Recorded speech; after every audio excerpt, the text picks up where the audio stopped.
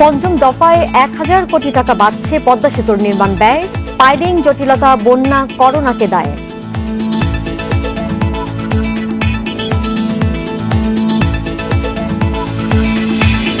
সবচেয়ে কম সময়ে বাগেরহাটে শিশু ধর্ষণ মামলার রায় হচ্ছে আজ।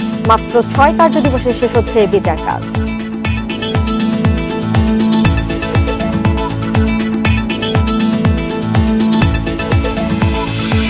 স্বাধীনতার ৫০ বছর পূর্তিতে আসতে পারেন নরেন্দ্র মোদী।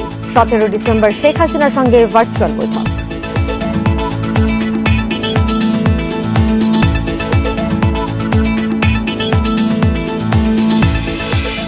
সাভারে বাড়ছে ভুয়া সাংবাদিকের দৌরাত্ম্য, ধর্ষণ ঘটনা ধামাচাপা দেওয়ার আশ্বাসে টাকা আদায়ের অভিযোগ।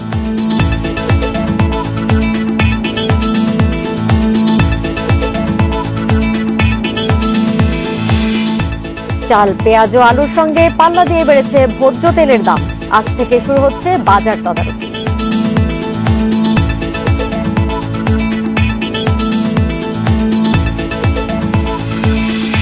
ইন্ডিপেন্ডেন্ট সংবাদে সবাইকে স্বাগত জানাচ্ছি দোলা ডলরেস। এতক্ষণ শিরোনামগুলি বলছিলেন, এবারে চলে যাচ্ছি পুরো খবরে।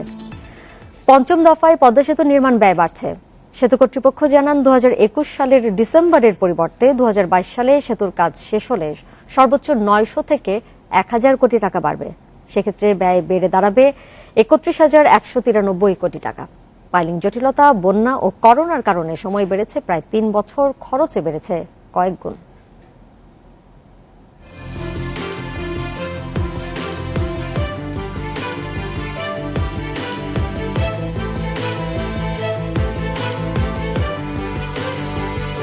বত্রিশতম স্প্যান বসানোর পর পদ্মা সেতু দৃশ্যমান হয়েছে প্রায় ৫ কিলোমিটার। তবে এর জন্য অপেক্ষা করতে হয়েছে ৪ মাস। আগে প্রতি মাসে যেখানে ১ থেকে ২টি স্প্যান বসানো হতো, সেখানে জুনের পর থেকে দীর্ঘ বিরতি। এর মূল কারণ করোনা ও বন্যা। ২০১৫ সালে পাইল ড্রাইভের কাজ শুরুর পর ২২টি পিলারের পাইলিংয়ে তৈরি হয় জটিলতা। নদীর তলদেশের মাটির গঠনের কারণে বসানো যাচ্ছিল না পিলার। এই পিলারগুলোর নকশা জটিলতার সমাধান পেতে সময় লাগে ১.৫ বছর। ২০১৯ সালের জানুয়ারিতে সব পিলারের নকশা জটিলতার সমাধান আসে, যদিও লক্ষ্য ছিল ২০১৮ সালের ডিসেম্বরে সেতু চালু হওয়ার। এরপর ২০২০ সালে আবারও থমকে যায় কাজের গতি, করোনা ও বন্যার কারণে। বন্যায় আপনারা জানেন যে আমাদের কনস্ট্রাকশন ইয়ার্ডে একটা বড় অংশ ভেঙে গিয়ে নদীতে বিলীন হয়ে গেছে এবং এতে আমাদের ১২৫টা রোডওয়ে স্ল্যাব এবং ১৯২টা ওয়েস্ট ইন্ডিয়ার পানিতে চলে গেছে। তারপরেও আমরা আশাবাদী যে আমাদের প্রকল্পের কাজ আমরা ২০২২ সালের প্রথম দিকে শেষ করতে পারব। যে কোনো প্রকল্পে দেখা যায় সময় বাড়ার সাথে সাথে বেড়ে যায় বরাদ্দ। পদ্মা সেতুতেও এর ব্যতিক্রম হচ্ছে না। ২০০৮ সালে প্রকল্প অনুমোদন পেলেও নির্মাণ শুরু হয় ২০১৪ সালে। এখন পর্যন্ত ৪ দফা বাড়ানোয় প্রকল্প ব্যয় দাঁড়িয়েছে ৩০,১৯৩ কোটি টাকা। সেতু বিভাগের সচিব জানান, যতটুকু কাজ এগিয়েছে তাতে ২০২১ সালের ডিসেম্বরে শেষ করা কঠিন। যদি আরো ১ বছর বেড়ে যায় সেক্ষেত্রে কিছুটা বাড়তে পারে। এটা সর্বোচ্চ হয়তো ৮০০ থেকে ৯০০ কোটি টাকা বাড়তে পারে। যদি ২২-এ চলে যায়, কোনো কারণে যেতে পারে, এটা তো আসলে আনসার্টেন। সর্বোচ্চ ১,০০০ কোটি টাকা, এর বেশি বাড়ার সম্ভাবনা নেই যদি ২২-এর জুনে চলে যায়। ২২-এর জুনে চলে যায়। আর ডিসেম্বরের মধ্যে করতে পারলে আমাদের এখনো যেটা আমার মনে হয় এই টাকার মধ্যে এটা সম্ভব। এবছরের ডিসেম্বরের মধ্যে সব স্প্যান বসানোর পরিকল্পনা সেতু বিভাগের। রোডওয়ে স্ল্যাব ও রেল স্ল্যাব বসানোর কাজে গতি আনতে আরও বিদেশি পরামর্শ খোঁজা হচ্ছে। সেপ্টেম্বর পর্যন্ত মূল সেতুর কাজ হয়েছে ৯০ ভাগ, নদী শাসন ৭৪.৫ এবং প্রকল্পের সার্বিক অগ্রগতি ৮১.৫ ভাগ।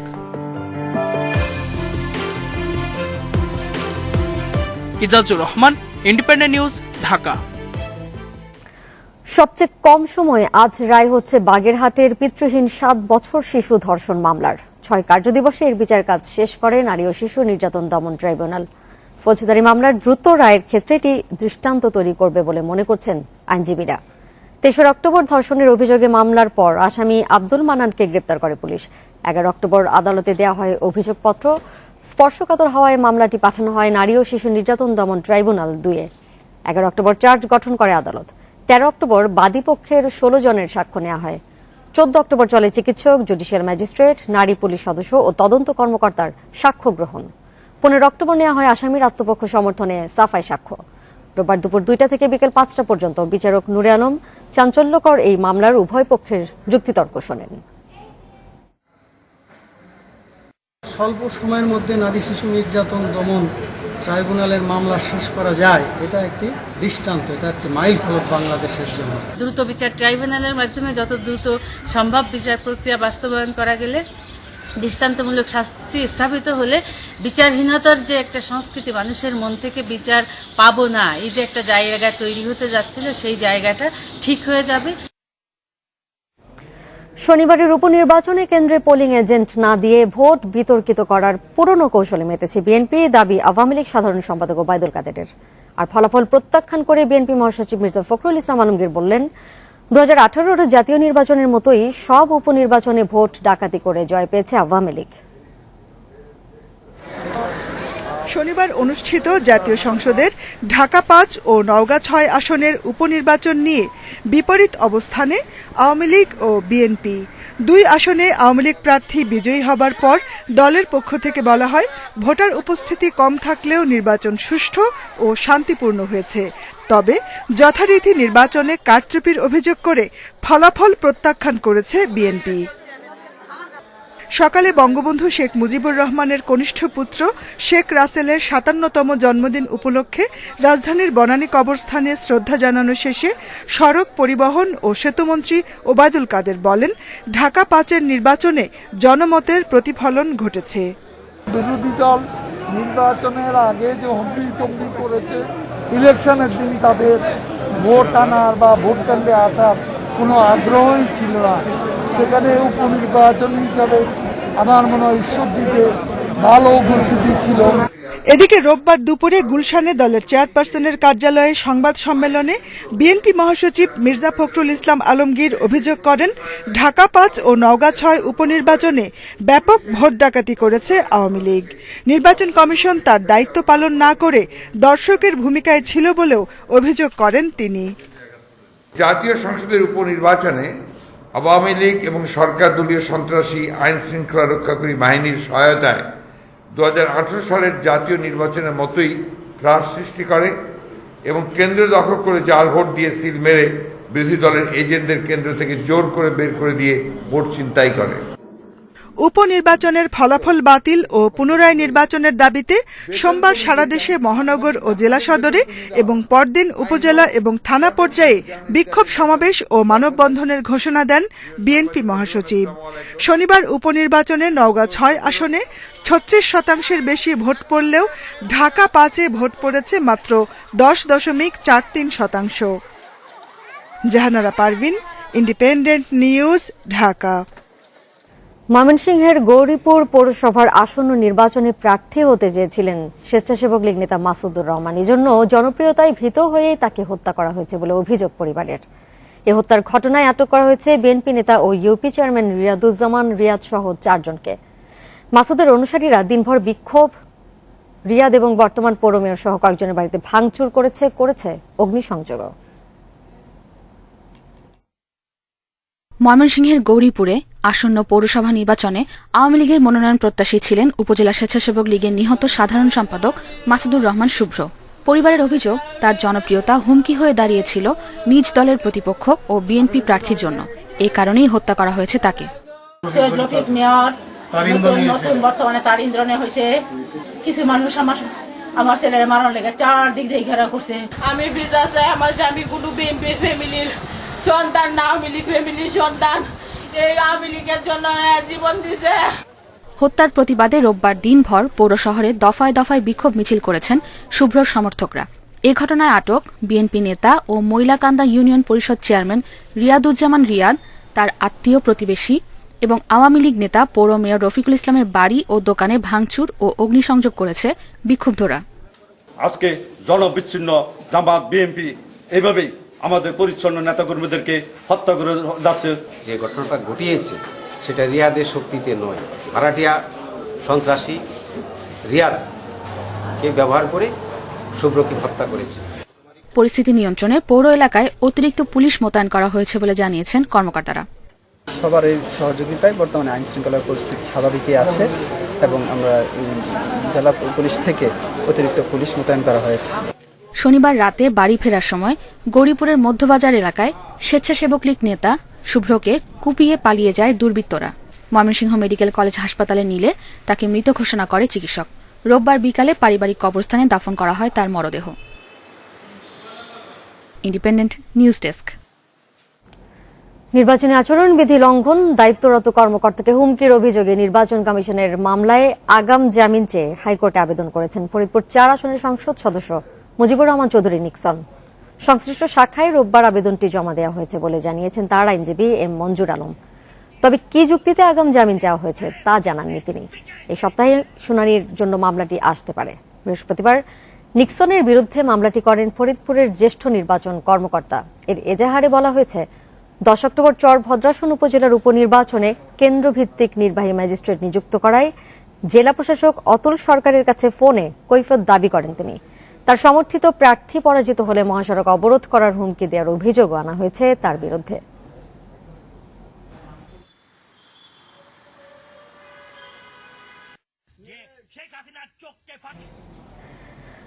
স্বাধীনতার 50 বছর পূর্তি অনুষ্ঠানে অংশ নিতে বাংলাদেশে আসতে পারেন ভারতের প্রধানমন্ত্রী নরেন্দ্র মোদী। ঢাকার প্রস্তাবকে দিল্লি স্বাগত জানিয়েছে বলেও জানিয়েছেন পররাষ্ট্রমন্ত্রী একে আব্দুল মোমেন। ভারতের হাই কমিশনার বিক্রম দোরাইস্বামীর সঙ্গে বৈঠক শেষে তিনি আরও জানান, 17 ডিসেম্বর ভার্চুয়াল বৈঠক করতে পারেন দুই দেশের প্রধানমন্ত্রী। ভারতীয় হাই কমিশনের দায়িত্ব নেবার পর প্রথম পররাষ্ট্রমন্ত্রীর সঙ্গে বৈঠক করলেন নতুন হাই কমিশনার বিক্রম কুমার দোরাইস্বামী। রাষ্ট্রীয় অতিথি ভবন পদ্মায় এ বৈঠক শেষে মন্ত্রী জানান, দুদেশের পররাষ্ট্রমন্ত্রী পর্যায়ের বৈঠকে নেওয়ার সিদ্ধান্ত দ্রুত পর্যালোচনার আহ্বান জানিয়েছে ঢাকা। কথা হয়েছে সীমান্ত হত্যা প্রসঙ্গেও। তবে ফেনী সীমান্তে হত্যাকাণ্ডকে দুর্ঘটনা হিসেবেই দেখছে ঢাকা দিল্লি। এছাড়া স্বাধীনতার 50 বছর পূর্তি অনুষ্ঠানে অংশ নিতে প্রধানমন্ত্রী শেখ হাসিনার পক্ষ থেকে ঢাকা সফরে আমন্ত্রণ জানানো হয়েছে ভারতের প্রধানমন্ত্রী নরেন্দ্র মোদীকে। আসছে ডিসেম্বরে দুইজন প্রধানমন্ত্রীর ডিসকাশনটা হবে, সেইটার ডেটটা ফিক্স করার জন্য। ডেট আমরা এখনো ফিক্স করিনি, but around 17th of December, 16 or 17 something. 16টা হয় কি, ওরা চাইছিলেন 16, কিন্তু 16টা আমরা যথেষ্ট ব্যস্ত থাকবো। 26শে মার্চ আমাদের ইন্ডিপেন্ডেন্স ডে, তো তখন উই নিড আমাদের ভারতের প্রধানমন্ত্রীকে চাই আমরা বাংলাদেশে আসতে। So we should celebrate it together and agree to do it together. স্বাধীনতা সুবর্ণ জয়ন্তী সামনে রেখে মেহেরপুরের মুজিবনগর দুদেশের নাগরিকদের জন্য উন্মুক্ত করে দেওয়ার প্রস্তাবও দিয়েছে ঢাকা। স্বাধীনতা সড়ক হিসাবে নামকরণ করে, তাতে আমাদের এই মুজিবনগরে যে সুন্দর স্থাপনা আমরা তৈরি করেছি, আরেকটা ঐতিহাসিক জায়গা, সেখানে ভারতের লোক আসিয়া পর্যটকরা আসবে, বেড়াবে। আমাদের লোক চাইলে ইন্ডিয়াতে বেড়াইতে যাবে। এখানে একটা আউটপোস্ট করা ওদের দিকে, আমাদের দিকে, আর একটা বর্ডার পোস্ট করে আমাদের যেতে হয়। এইটা ওনাদের বলেছি এবং হি অলসো লাইকড ইট। এইটা আমরা করতে চাই। ভাসানচরে 1 লাখ রোহিঙ্গা স্থানান্তর প্রসঙ্গে পররাষ্ট্রমন্ত্রী জানান, এই বিষয়ে এখনো আপত্তি জানাচ্ছে দাতারা। কিন্তু বিভিন্ন ইন্টারন্যাশনাল এনজিও, UNHCR তাদের পরামর্শে আর নেওয়া হয়নি। তারা তখন বললেন যে এখানে নিলে হমুক হবে, এই জন্য। কিন্তু যারা গেছে এরা মোটামুটি ভালো এবং অনেকে এখন যেতে ইচ্ছুক। তা আমরা আমাদের প্রোগ্রাম রাখতে চাই, তবে আমাদের উপরে প্রেশার আছে। রোহিঙ্গাদের জীবনমান নিশ্চিতে ভাসানচরের আশ্রয়ণ প্রকল্পে নানা পদক্ষেপের কথা জানিয়ে আমাদের উপরে প্রেশার আছে। রোহিঙ্গাদের জীবনমান নিশ্চিতে ভাসানচরের আশ্রয়ণ প্রকল্পে নানা পদক্ষেপের কথা জানিয়ে মন্ত্রী বলেন, রোহিঙ্গারা সেখানে গেলে ভালোই থাকবেন। রোহিঙ্গাকে পর্যায়ক্রমে পাঠানো হবে। Independent news, Dhaka. আজ থেকে ঢাকা দক্ষিণ সিটিতে রাস্তার উপর থাকা ইন্টারনেট ও ডিশ লাইনের তার সরানোর কাজ শুরু হবে বলে জানিয়েছেন মেয়র শেখ ফজলুল নূর তাপস। নগর ভবনে ইন্টারনেট সার্ভিস প্রোভাইডার ও কোঅপ নেতাদের সঙ্গে বৈঠক শেষে মেয়র বলেন, ঐক্যমত্যের ভিত্তিতে একটি সুন্দর ও পরিচ্ছন্ন ঢাকা উপহার দিতে চান তিনি। আর সেবা প্রতিষ্ঠানের নেতারা জানিয়েছেন, কর্তৃপক্ষের সহযোগিতার আশ্বাস পাওয়ায় ঝুলন্ত তার অপসারণের কাজ শুরু করবেন তারা।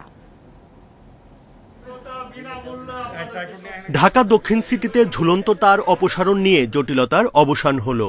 রবিবার দুপুরে নগর ভবনে মেয়রের সাথে কেবল অপারেটর ও ইন্টারনেট সার্ভিস প্রোভাইডার অ্যাসোসিয়েশনের নেতাদের এক বৈঠকে নগরীর রাস্তায় ঝুলন্ত তার সরানোয় ঐক্যমত্য হন সব পক্ষ। এর আগে অ্যাসোসিয়েশনের নেতারা বিকল্প ব্যবস্থা ছাড়া তার অপসারণের প্রতিবাদে ধর্মঘটের ডাক দিলে তাদের সাথে শনিবার ভার্চুয়াল বৈঠক করেন ডাক ও টেলিযোগাযোগ মন্ত্রী মোস্তফা জব্বার ও তথ্য ও যোগাযোগ প্রযুক্তি প্রতিমন্ত্রী জুনায়েদ আহমেদ পলক। যৌথভাবে একমত হয়েছি। রবিবারের বৈঠক শেষে কেবল অপারেটর ও ইন্টারনেট সার্ভিস প্রোভাইডার প্রতিষ্ঠানের নেতারা জানান তারা ধর্মঘটের সিদ্ধান্ত থেকে সরে এসেছেন। সিটি কর্পোরেশনের সাথে ঐক্যবদ্ধ হয়ে গ্রাহকদের সেবায় বিঘ্ন না ঘটিয়েই আগামীকাল থেকে ঝুলন্ত তার অপসারণের কাজ শুরু করবেন তারা। সিটি কর্পোরেশনের যে নির্ধারিত ফি আছে সেটাও আমাদেরকে মওকুফ করে দিবেন। আমরা আগামী কয়েক মাসের মধ্যে ঝুলন্ত তারটা স্টেপ বাই স্টেপ রিমুভ করব এবং ইনশাল্লাহ মাননীয় মেয়র মহোদয়ের নেতৃত্বে আমরা কয়েক মাসের মধ্যে ঢাকাবাসীকে একটা সুন্দর ঢাকা উপহার দিতে পারব। দক্ষিণ সিটির মেয়র জানান আগামীকাল থেকে নিজ উদ্যোগে মাটির নিচ দিয়ে কেবল অপারেটর ও ইন্টারনেট সার্ভিস প্রোভাইডাররা ঝুলন্ত তার নিয়ে যাওয়ার জন্য কাজ শুরু করবেন। এজন্য সব ধরনের সহযোগিতা দেবে সিটি কর্পোরেশন। আগামীকাল থেকে internet service provider of Bangladesh এবং কেবল অপারেটর্স অ্যাসোসিয়েশন অব বাংলাদেশ তাদের নিজ উদ্যোগে ধানমন্ডি থেকে কালকে শুরু করবেন তাদের এই তার উপর থেকে তার অপসারণ এবং ভূগর্ভস্থভাবে তারগুলোকে লাগানোর কার্যক্রম। সিটি কর্পোরেশনের জায়গায় অবকাঠামো নির্মাণের জন্য যেই চার্জ সেটিও মওকুফ করা হবে কোয়াব ও আইএসপি অ্যাসোসিয়েশনের সদস্যদের জন্য। বৈঠকে আগামী নভেম্বরের মধ্যে দক্ষিণ সিটির সব ঝুলন্ত তার অপসারণের জন্য কেবল অপারেটর ও ইন্টারনেট সার্ভিস প্রোভাইডারদের অনুরোধ জানান mayor. Buddhadeb Kundu, independent news, Dhaka. গত বছর ৩০ লাখ টাকায় ৩টি পুশ বাটন সিগন্যাল বসিয়েছিল ঢাকা উত্তর সিটি কর্পোরেশন। দুটো নষ্ট, আরেকটির কোনো ব্যবহার নেই। তারপরও ২০টি ডিজিটাল মেশিন বসাতে যাচ্ছে ডিএনসিসি। পথচারীর আগ্রহ না থাকলেও সংস্থার প্রধান প্রকৌশলী বললেন নতুন একটি পদ্ধতি জনপ্রিয় হতে সময় লাগবেই। গেল বছরের ২৪ অক্টোবর রাজধানীর আসাদ এভিনিউয়ের গ্রিন হেরাল্ড ইন্টারন্যাশনাল স্কুলের সামনে বসানো হয় ডিজিটাল পুশ বাটন সিগন্যাল। এরপর মহাখালীর ব্র্যাক ইউনিভার্সিটি ও মিরপুর কমার্স কলেজের সামনে লাগায় ডিএনসিসি। মেয়র আতিকুল ইসলাম যুক্তি দেখিয়েছিলেন সফল হলে রাজধানীর বিভিন্ন রাস্তায় আরো বসানো হবে এ প্রযুক্তি। পর্যায়ক্রমে প্রত্যেকটা সিগন্যালকে আমরা এরকম ভাবে জবাবদিহিতার মধ্যে নিয়ে আসতে চাই। কিন্তু কয়েক মাসেই নষ্ট মোহাম্মদপুর ও মহাখালীর ডিজিটাল পুশ বাটন সিগন্যাল। মিরপুরেরটি চালু থাকলেও ব্যবহার নেই। মাঝে মাঝে চালু থাকে, এখন ভার্সিটি বন্ধ, এই জন্য লোকের চাপ কম, যার জন্য এই বাটন এখন বেশি সবসময় চালু থাকে না। পথচারীদের জানেই না, আর গাড়ি চালক এটা জানে, সে ফোকাসই করে না যে এরকম কিছু আছে পথচারী সিগন্যাল দিবে। নর্মালি সবাই পার হয়, আমি খেয়াল করিনি, আমি কথা বলতেছিলাম ফোনে, এই কারণে খেয়াল করি নাই। কলেজ বন্ধ এই জন্যই গেছি, না তো যাইতাম না। আমরা কলেজ চালু থাকলে আমরা এখানে দাঁড়াই আর কি। সহজে বোঝা যাচ্ছে ব্যর্থ এ প্রযুক্তি, তারপরেও বৃষ্টি বসানো হচ্ছে। আস্তে আস্তে মানুষ অভ্যস্ত হয়ে যায়। রাইট নাও হয়তো অভ্যস্ত হয়নি, এই জিনিসটাই জানে না একটি জিনিস, বাট একসময় হয়ে যাবে। এটা আমাদের আশা যে কোনো জিনিসের শুরুতে এটার অনেক রেজিস্ট্যান্স থাকে, বাট আস্তে আস্তে অভ্যস্ত হয়ে যায়। আপনারা উন্নত বিশ্বে কিন্তু এই জিনিস চলছে। এই সিদ্ধান্তের সমালোচনা করেছে বুয়েটের দুর্ঘটনা গবেষণা ইনস্টিটিউট। তাদের দাবি যাচাই না করেই ডিজিটাল পুশ বাটন সিগন্যাল বসানো অযৌক্তিক। সার্ভে প্রয়োজন যে আমি কোথায় লাগাবো এবং এটা মনিটরিং করার জন্য আমি কি পদক্ষেপ নিয়েছি। দেখা যাচ্ছে যে আমাদের ঢাকা শহরের পথচারীরা কিন্তু বিভিন্ন জায়গাতে হাত দিয়ে থামিয়ে বা চালকদের সাথে একটা আপনার বোঝাপড়ার মাধ্যমে যখন রাস্তাটা পার হয় তখন নির্দিষ্ট একটা বা দুটো জায়গায় এই পুশ বাটনটা দেখা যাচ্ছে সেই আগ্রহটা অনেক ক্ষেত্রে থাকে না, পাশাপাশি হচ্ছে যে সেটা যে কাজ করছে এটার বিষয়ে কিন্তু মানুষের একটা যে অভ্যস্ততা সেটাও কিন্তু হয়ে ওঠে না। এ বাটন চাপলে গাড়ি চলাচল বন্ধ করে পথচারী পারাপারে সবুজ বাতি জ্বলবে। এগুলো আনা হচ্ছে সিঙ্গাপুর, জাপান ও অস্ট্রিয়া থেকে। 20টি মেশিনের ব্যয় ধরা হয়েছে 2,05,00,000 টাকা। আল আমিন হোসেন, ইন্ডিপেন্ডেন্ট নিউজ, ঢাকা। থানায় সাধারণ ডায়েরি বা অভিযোগ করতে গেলেই সেবাগ্রহীতাকে গুনতে হয় টাকা, পড়তে হয় বিড়ম্বনায়, এমন অভিযোগ দীর্ঘদিনের। সেই ধারণা পাল্টে দিতে কিউ ম্যানেজমেন্ট সিস্টেম নামে প্রথমবারের মতো বিশেষ সেবা চালু করেছে ময়মনসিংহ রেঞ্জ পুলিশ। নতুন পদ্ধতিতে মাত্র 5 মিনিটেই করা যাবে সাধারণ ডায়েরি। পুলিশের সেবা সম্পর্কে মানুষের মনে থাকা নেতিবাচক ধারণা মুছে দিতে বিভাগের 4টি থানায় এই পদ্ধতি চালু করা হয়েছে, জানান ডিআইজি। সুইডেন প্রবাসী দম্পতি অনিল দে ও রীতা রানী পাল ব্যাংকের চেক বইয়ের পাতা হারানোয় সাধারণ ডায়েরি করতে যান ময়মনসিংহের কোতোয়ালি থানায়। অতীত অভিজ্ঞতায় ভেবেছিলেন এ কাজ করতে তাদের দিতে হবে টাকা, অপেক্ষা করতে হবে কয়েক ঘন্টা। তবে 5 মাস ধরে এই থানায় কিউ ম্যানেজমেন্ট সিস্টেম চালু থাকায় মাত্র 5 মিনিটেই সম্পন্ন হয় তাদের সাধারণ ডায়েরির কাজ। পুলিশের নতুন এই সেবাকে সাধুবাদ জানিয়েছেন তারা। অল্প সময়ে যেই সেবা পাইছি সেই সেবায় আমি অনেক খুশি। দিন দিন এটা যদি এই প্রচারে থাকে তাহলে সবার এর জন্য উন্নতি হবে। কিউ ম্যানেজমেন্ট সিস্টেম চালুর পর থানায় সেবাগ্রহীতার সংখ্যা আগের চেয়ে বেড়েছে। ডিজিটাল টোকেন সিস্টেমের মাধ্যমে দ্রুত প্রয়োজনীয় সেবা পেয়ে খুশি সবাই। এখন ওই জনযাত্রা নাই, এখন সাধারণ মানুষ এই নয় সে জিটি করতেছে, কোনো টাকা পয়সাও লাগে না। যে আগে আসছে সে আগে সেবা পাচ্ছে, যে পরে আসছে সে পরে সেবা পাচ্ছে। বসার জায়গা, ডেলিভারি সার্ভিস অফিসার যে তাদেরকে মনোনিবেশ করে থাকে, তারা আসলেই তাদেরকে অ্যাটেনশন দিয়ে থাকে এবং ওখান থেকে ডিউটিসের কাছে যাওয়ার পরে খুব দ্রুত রেসপন্স করে এবং তাকে সেবাটা দিয়ে দেয়। থানায় দালালদের দৌরাত্ম্য বন্ধ করে পুলিশি সেবাকে জনবান্ধব ও গতিশীল করতেই এ পদ্ধতি বলে জানান ময়মনসিংহ রেঞ্জের ডিআইজি। থানার গেটে যেহেতু আমরা অ্যাভেলেবেল করছি, কাজে এই দালাল চক্রের আর এখানে থাকার কিন্তু কোনো সুযোগ নেই। এই রেঞ্জের 4টা থানা শুরু হইল, মূলত এটা পর্যায়ক্রমে সবগুলা থানাতে কিন্তু এই সার্ভিসটা চালু হবে। তিনি আরও জানান, জুন মাসে কোতোয়ালি থানায় প্রথমবার পরীক্ষামূলকভাবে এই পদ্ধতি চালু হয়। প্রাথমিক পর্যায়ে জামালপুর, নেত্রকোনা ও সদর থানাকে এই পদ্ধতির আওতায় আনা হলেও পর্যায়ক্রমে বিভাগের সব থানায় চালু হবে এই সেবা। Independent news desk. চাল, পেঁয়াজ, আলুর সঙ্গে পাল্লা দিয়ে বেড়েছে ভোজ্য তেলের দামও। মাসের ব্যবধানে সব ধরনের তেলের দাম বেড়েছে কেজিতে 5 থেকে 7 টাকা। দাম বৃদ্ধির জন্য ব্যবসায়ীরা দায় চাপাচ্ছেন আন্তর্জাতিক বাজারের ওপর, আর ভোক্তারা দেখছেন তদারকি ও নজরদারির অভাব। অনলাইনে খাবারের ব্যবসা করেন ফৌজিয়া খানম। রাজধানীর কারওয়ান বাজারে এসেছেন খাদ্যপণ্য কিনতে। চাল, ভোজ্য তেল, ডাল, সবজি সবকিছুরই দাম বাড়তি। বেশি দামে কেনায় বিক্রিও করতে হচ্ছে বাড়তি দামে। এতে কমেছে ক্রেতা। ব্যবসা টিকিয়ে রাখতেই হিমশিম খাচ্ছেন তিনি। আমাদের ইনকাম কমে যাচ্ছে। আমি পার্সোনালি যেমন একটা অনলাইন খাবারের একটা আছে, তো শুরুতে যেভাবে দিতে পারতাম, যে প্রাইসটা ছিল, এখন দেখা যাচ্ছে যে পণ্যের দামের সাথে তো আমাদের প্রোডাক্টের দামটা একটু বেড়ে যায়।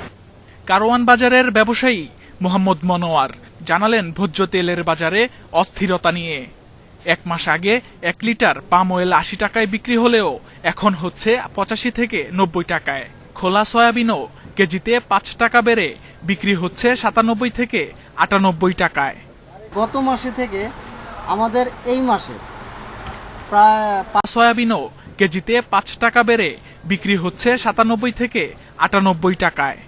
গত মাসে থেকে আমাদের এই মাসে প্রায় পার কেজি তেলে 8 টাকা ডিফারেন্স। সরকার ধরে দিচ্ছে দাম, সেই দামেও কিন্তু বাজারে বিক্রি হইতেছে না। মানে এটা একটা হজবরল কাহিনী। কারা যেটা মনিটর করে আর কারা যে কি করে এটা আসলে বোঝা খুবই মুশকিল। বেড়েছে বোতলজাত সয়াবিন তেলের দামও। বোতলজাত 5 লিটার তেলের দাম 1 মাসে 20 থেকে 25 টাকা বেড়েছে। ভোক্তা পর্যায়ে বিক্রি হচ্ছে 550 থেকে 555 টাকায়। ব্যবসায়ীরা অজুহাত দিচ্ছেন আন্তর্জাতিক বাজারে দাম বৃদ্ধির। আন্তর্জাতিক বাজারে ক্রুডের দাম বৃদ্ধি পাওয়ার কারণেই আমাদের লোকাল মার্কেটে কিছুটা বাড়াতে হয়েছে। দাম যদি আবার কমে যায় আমরাও এখানে সাথে সাথে সমন্বয় করে নেব। সরকারি বিপণন সংস্থা টিসিবির হিসাবে 1 মাসে খোলা সয়াবিনের দাম বেড়েছে 9%-এরও বেশি। তবে দাম বাড়লেও বাজারে দেখা যায়নি সংশ্লিষ্ট কর্তৃপক্ষের কোনো নজরদারি। এই অবস্থায় কঠোর তদারকির তাগিদ ভোক্তাদের। Shamim Ahmed, independent news, Dhaka. 3 দিনের মধ্যে সারা দেশে 25 টাকা কেজিতে আলু বিক্রি শুরু করছে টিসিবি। আলুর চাহিদা বাড়লেও পরিস্থিতি বিপজ্জনক হবে না বলেও আশ্বস্ত করেছেন বাণিজ্যমন্ত্রী টিপু মুনশি। পাশাপাশি তিনি জানান, ব্যবসায়ী ও কোল্ড স্টোরেজ মালিকদের সরকারের বেঁধে দেওয়া দামেই তা বিক্রি করতে হবে। বেশ কিছুদিন ধরে চড়া আলুর বাজার। 1 সপ্তাহের ব্যবধানে এর দাম বেড়েছে 27 ভাগ। তা গত বছরের এই সময়ের চেয়ে 108 ভাগ বেশি। এ অবস্থায় বুধবার খুচরা বাজারে 30 টাকা কেজি দাম বেঁধে দেয় কৃষি বিপণন অধিদপ্তর। তবে বাজারে আলুর কেজি এখনো 45 থেকে 50 টাকা। দাম নাগালে আনতে রোববার দুপুরে কোল্ড স্টোরেজ মালিক, আড়তদার ও পাইকারি ব্যবসায়ীদের সঙ্গে আলোচনায় বসেন বাণিজ্যমন্ত্রী। প্রায় 2 ঘন্টার বৈঠক শেষে তিনি জানান 3 দিনের মধ্যে 25 টাকা কেজিতে আলু বিক্রি শুরু করবে টিসিবি। পাশাপাশি কোল্ড স্টোরেজ থেকে 23, পাইকারিতে 25 আর খুচরা বাজারে 30 টাকা কেজিতে আলু বিক্রির বাধ্যবাধকতা নিশ্চিত করা হবে। কৃষি বিপণন সম্প্রসারণ অধিদপ্তর থেকে যে দামটা দেওয়া হয়েছে সেটাকে আমরা বাস্তবায়ন করব। কোল্ড স্টোরেজ পর্যায়ে 23 টাকা কেজি, পাইকারি পর্যায়ে 25 টাকা, খুচরা পর্যায়ে 30 টাকা। বাজারে চড়া দামের কথা স্বীকার করেছেন ব্যবসায়ীরাও। তারা উৎপাদন কম হওয়াকে দাম বাড়ার কারণ বললেও অধিদপ্তরের হিসাবে এবছর আলুর উৎপাদন ভালো। এটা গ্রহণযোগ্য না, এটা অতিরিক্ত। কত দামে বিক্রি হলে এটা বিক্রি হওয়া উচিত 35 থেকে 40 টাকা। ডিমান্ড যে পরিমাণে, সেই পরিমাণে আলুর স্টক নাই, অতএব বাজারটা সবাই একটু বাড়াইতে চেষ্টা করছে। এবার তো দাম প্রথম দিকে বাড়তি, অন্যান্য বছর আলু তো বিগত 17, 18, 19, 3 বছর পর্যন্ত আলুর দাম ছিল 12, 13, 14 টাকা। হঠাৎ করে যে বাজারটা বাড়তি যেটা বলতেছেন, এটা বাড়তি হওয়ার পিছনে আসলে ওই যে আলুর যে মানে মজুত একটু কম আছে, এটা মানে একটা জরিপ ব্যবসায়ীদের মাঝে আছে। এদিকে কৃষি বিপণন অধিদপ্তরের বেঁধে দেওয়া দাম পর্যালোচনায় 2-1 দিনের মধ্যে সংশ্লিষ্টদের নিয়ে আবারও বৈঠকে বসার কথা জানিয়েছেন বাণিজ্যমন্ত্রী। পাশাপাশি বাজার তদারকে বাণিজ্য মন্ত্রণালয়ের সঙ্গে সোমবার থেকে মাঠে নামছে র্যাবের ভ্রাম্যমাণ আদালত। Hasib Mahmud Shah, independent news, Dhaka. নাম সর্বস্ব নিউজ পোর্টাল খুলে সাভারে বাড়ছে ভুয়া সাংবাদিকদের দৌরাত্ম্য। এমনই একজন শাহাদাত হোসেন। সম্প্রতি একটি ধর্ষণ ঘটনা ধামাচাপা দেওয়ার জন্য অভিযুক্তদের পরিবারের কাছ থেকে 60,000 টাকা নেন তিনি। প্রাথমিক অনুসন্ধানে ঘটনার সত্যতা পাওয়ায় তাকে আটক করে পুলিশ। সাভারের আশুলিয়ার ভাদাইল এলাকায় গত 30 আগস্ট নির্যাতনের শিকার হয় 2 তরুণী। সেই নির্যাতনের ভিডিও ধারণ করে নির্যাতনকারী যুবকরাই। সেই ভিডিও হাতে আসে শাহাদাত নামে একজনের কাছে, যিনি নিজেকে সাংবাদিক দাবি করেন। নির্যাতনের ভিডিও সংবাদ মাধ্যমে ছড়িয়ে দেওয়ার ভয় দেখিয়ে অভিযুক্তদের পরিবারের কাছ থেকে 60,000 টাকা নেয় শাহাদাত। টাকা পেয়ে সংবাদটি আর প্রচার করেননি তিনি। আমি টাকা খাইছি আর যাই খাইছি, আমি নিউজ করলাম কি করলাম না, এটা আমার ব্যাপার। ধর্ষকদের পরিবার জানায় ঘটনাটি মীমাংসা করে দেওয়ার কথা বলে টাকা নেয় শাহাদাত সহ বেশ কজন। এটা সমাধান করে দেন, আমাকে টাকা দেন। পরে গার্জিয়ানরা তো কি বলবে, সেই সময় সাংবাদিক যদি টাকা চাই তখন তো গার্জিয়ানরা টাকা দেবেই। সাভারে সাংবাদিক পরিচয়ে চাঁদাবাজির চক্রে সক্রিয় বেশ কয়েকজন সদস্য, যার মধ্যে অন্যতম শাহাদাত হোসেন, সায়েম সরকার, শাকিল আহমেদ সুজন এবং নাসিমা। চক্রটির বিরুদ্ধে জমির ভুয়া মালিক বানিয়ে আসল মালিকদের কাছ থেকে চাঁদা আদায়ের অভিযোগ রয়েছে। এই জায়গার দলিল যে অমুকে মালিক, আপনি মালিক না, আপনি টাকা ফিরে দেন, নইলে আমাকে 50 লাখ টাকা দেন। উনি মাঝে মধ্যে আসলে আমাকে 2,000 টাকা দিতে হবে, 1,000 টাকা দেন, ভাইয়া চলতে পারতেছি না। এই শাহাদাত জানান তিনি এসএসসি পাশ করে 10 বছর কাজ করেছেন পোশাক কারখানায়। নিজেকে সাংবাদিক দাবি করলেও দেখাতে পারেননি স্বীকৃত কোনো গণমাধ্যমে কাজ করার প্রমাণ। অফিস তো যে বাংলা ইয়াতে আপনার বাংলার মোড়, দৈনিক বাংলার মোড়। আচ্ছা, আপনার নাম্বার আছে একটু, আপনার আইডি কার্ড দেখতে পারি একটু? আইডি কার্ড তো আসলে আমি এখন এই মুহূর্তে আনিনি। 7 বছর সাংবাদিকতা করেছেন, তার আগের 10 বছর নাম সর্বস্ব সংবাদ মাধ্যমে ভুয়া সাংবাদিকদের দাপটে সম্মানের সঙ্গে কাজ করতে পারছেন না গণমাধ্যম কর্মীরা। এক সময় আমি দেখেছি ব্যান চালিয়েছেন, ব্যান গাড়ি চালিয়েছেন। এখন সেই সাংবাদিক, এদেরকে রোধ করার মতো কেউ পদক্ষেপ নিচ্ছে না। সাংবাদিক নেতৃত্বে যারা রয়েছেন তারা কেউ এগুলো নিয়ে মাথা ঘামাচ্ছেন না, প্রশাসনও না। টাকা নিয়ে ধর্ষণের ঘটনা মীমাংসার বিষয়টি জানাজানি হওয়ার পর শাহাদাতকে আটক করে আশুলিয়া থানা police. Khaled Raihan, independent news, Dhaka. ঢাকার চারপাশের 4 নদীতে 30,000 টন প্লাস্টিক বর্জ্য, আর এর অর্ধেকই বুড়িগঙ্গায়। বিশ্বব্যাংকের অর্থায়নে বেসরকারি সংস্থা ওয়েস্ট কনসার্নের জরিপে মিলেছে এই তথ্য। এতে বলা হয়েছে শিল্প কারখানা আর শহরের পয়ঃবর্জ্য ফেলা হচ্ছে নদীতে। করোনাকালে বেড়েছে প্লাস্টিক দূষণ। যেখানে সেখানে ফেলা প্লাস্টিক বর্জ্য ড্রেন নালা হয়ে পড়ছে নদীতে, সেখান থেকে চলে যাচ্ছে সমুদ্রে। এতে বিপন্ন হচ্ছে পরিবেশ, ক্ষতিগ্রস্ত হচ্ছে নদীর তীরে প্রাকৃতিকভাবে গড়ে ওঠা ম্যানগ্রোভ। বিশ্বব্যাংকের অর্থায়নে বেসরকারি সংস্থা ওয়েস্ট কনসার্নের জরিপ বলছে শুধু রাজধানীর চারপাশের 4 নদীতে পড়েছে 30,000 টন প্লাস্টিক বর্জ্য, আর এর অর্ধেকই রয়েছে বুড়িগঙ্গায়। পরিবেশবিদরা বলছেন বর্জ্য ব্যবস্থাপনা উন্নত না হওয়ায় নদীতে বাড়ছে এই দূষণ, আর এজন্য ওয়াসার অব্যবস্থাপনাকে দুষছেন তারা। এগুলো ফ্লাশিং ওয়াটারের মতো করে ক্যারিড আউট হয়ে নদী পর্যন্ত যাওয়ার ক্ষেত্রে কোনো প্রতিবন্ধকতাও পায়নি। কিন্তু বিষয়টা সর্বজন গ্রাহ্য থাকা সত্ত্বেও সিটি কর্পোরেশন কোনো ধরনের প্রিকশন বা ব্যবস্থা নেয়নি এবং ওয়াসাও তার পুরো ড্রেনেজ প্রক্রিয়ায় তরল বর্জ্যকেই কেবলমাত্র নদীতে ফেলাটাও এখন পর্যন্ত নিশ্চিত করতে পারেনি। বিশ্বব্যাংকের হিসাবে প্লাস্টিক দূষণের দিক দিয়ে বাংলাদেশ ভারতের উপর দিয়ে বয়ে যাওয়া গঙ্গা, পদ্মা ও যমুনা রয়েছে বিশ্বের দ্বিতীয় স্থানে। করোনায় প্লাস্টিক নির্ভরতা বাড়ায় পরিস্থিতি আরও অবনতি হয়েছে বলেও মত তাদের। এজন্য তারা চাইছেন সরকারি নজরদারি ও নিয়ন্ত্রণ। সরকারকে উদ্যোগ গ্রহণ করতে হবে কালেক্ট এবং ডিসপোজালের, এবং সেগুলোকে কালেক্ট করা এবং এক জায়গাতে ফালায় সেটার জন্য সচেতনতা বৃদ্ধিমূলক কাজ, যেমন স্থানীয় সরকার মন্ত্রণালয় থেকে আছে, স্বাস্থ্য মন্ত্রণালয় থেকে, পরিবেশ মন্ত্রণালয় অধিদপ্তর থেকে তারা এইগুলো কাজগুলো করবে। সুয়ারেজ লাইন ও নদীতে প্লাস্টিক বর্জ্য ফেলা বন্ধে নগর কর্তৃপক্ষ, শিল্প ও পরিবেশ অধিদপ্তর সহ সংশ্লিষ্ট সব পক্ষকে জিরো টলারেন্স নীতি নেয়ার পরামর্শ দিচ্ছেন পরিবেশবিদরা। Rezwan Siddiqui, Independent news, Dhaka. 3 দিন পরে সনাতন ধর্মাবলম্বীদের সবচেয়ে বড় ধর্মীয় উৎসব দুর্গাপূজা। এর মধ্যে প্রায় শেষ হয়েছে সব প্রস্তুতি। করোনায় দীর্ঘ ছুটি এবং বন্যার কারণে ভাটা পড়েছে আয়োজনে। কোথাও কোথাও পূজা বাবদ খরচও কমানো হচ্ছে। এতে সবচেয়ে বেশি ক্ষতির মুখে পড়েছেন প্রতিমা শিল্পীরা। এছাড়া যেসব মণ্ডপে পূজা হবে সেগুলো তৈরি করা হয়েছে সরকারের নির্দেশনা মেনে। 22 অক্টোবর ষষ্ঠী পূজার মধ্য দিয়ে শুরু দুর্গাপূজার মূল আয়োজন। তবে সব জেলায় প্রাণহীন এবারের পূজা উৎসব। কুড়িগ্রামের বৈদ্যের বাজার গ্রামে প্রতি দুর্গাপূজার মূল আয়োজন। তবে সব জেলায় প্রাণহীন এবারের পূজা উৎসব। কুড়িগ্রামের বৈদ্যের বাজার গ্রামে প্রতি বছর 2 থেকে 300 প্রতিমা তৈরি হলেও এবার হয়েছে মাত্র 70টি। বারবার বন্যা ও করোনার কারণে কমেছে প্রতিমার চাহিদা। নরসিংদীতে পূজার বরাদ্দ এমনিতেই কম, তার উপর প্রতিমা তৈরির সরঞ্জামের দাম বাড়ায় লোকসানে পড়েছেন কারিগররা। কুড়ার দাম বেশি, বন্যার নিগা, তারপরে তার কাটার দামও বেশি। যে তার কাটা আনতাম আমরা 80 টাকা 90 টাকা দিই, তার কাটা 120 টাকা 30 টাকা দিই। কারিগর তো করোনার নিগা কারিগরও কম। করোনা সংক্রমণ রোধে ময়মনসিংহ, ফরিদপুর, লক্ষ্মীপুর সহ সব জেলায় স্বাস্থ্য সুরক্ষা নিশ্চিত করে হচ্ছে পূজার আয়োজন। মাস্ক ছাড়া কেউ যেতে পারবে না দেবী দর্শনে। তাদের সকলকে মাস্ক ব্যবহার করতে হবে, আর মণ্ডপের সামনে হাত ধোয়ার ব্যবস্থা থাকবে, হ্যান্ড স্যানিটাইজারের ব্যবস্থা থাকবে। আর ইতিমধ্যে আইন শৃঙ্খলা বাহিনী বিভিন্ন পূজা মণ্ডপ নজরদারি বৃদ্ধি করেছে।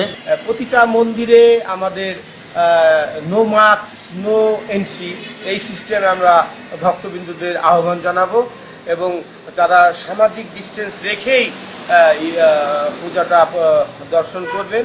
ব্রাহ্মণবাড়িয়ার 566টি মণ্ডপে শেষ মুহূর্তের প্রস্তুতি নিয়ে ব্যস্ত আয়োজকরা। বরিশালে তোরণ, আলোকসজ্জা সহ বাড়তি খরচ কমিয়ে সেই অর্থ দেয়া হচ্ছে করোনায় ক্ষতিগ্রস্তদের। জেলা ও মহানগরে এবার পূজা হচ্ছে 617টি মণ্ডপে। আমরা এবারের পুজোকে মানবিক পূজা হিসেবে নিয়েছি।